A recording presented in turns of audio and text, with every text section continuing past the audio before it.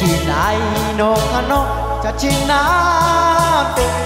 ay talwal masin ek habe keto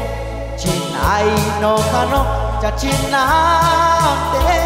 ay tal masin ek habe keto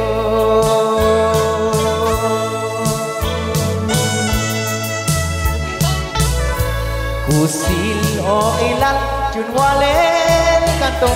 Kang sabain wal o kiling o kobang Kusil o ilal junwal kel kanto Kang sabain wal o kiling o kobang Akami mangulal wibansin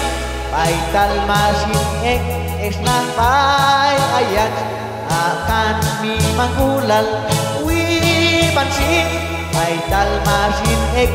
esnang bay ayat Bayala berkan kokul takti Kam sabain o kachay ko kono Bayala berkan kokul takti Kang sabain o kachay ko kono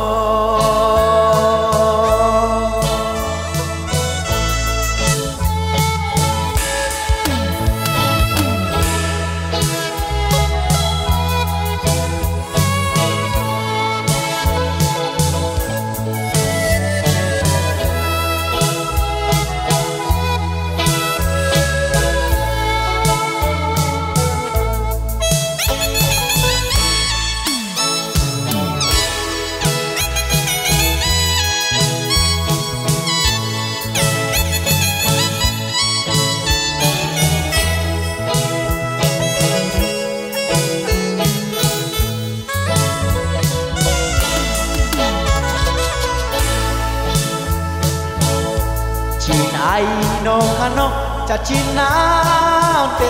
Paital masin ek esnah bay ayat Chinay no kano cha chinante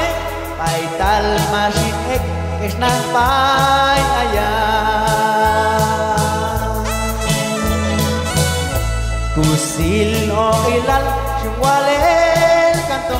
Kam sabain o wal kilingko komang Kusil o ilal junwalel kanto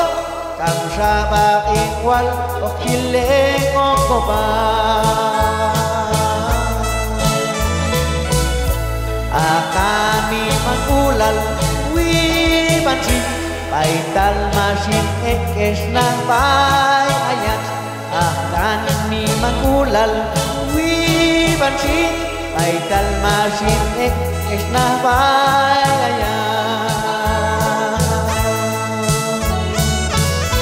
Bayala berkan kokul takti Kam sabain o kachay ko kono Bayala berkan kokul takti Kam sabain o kachay ko kono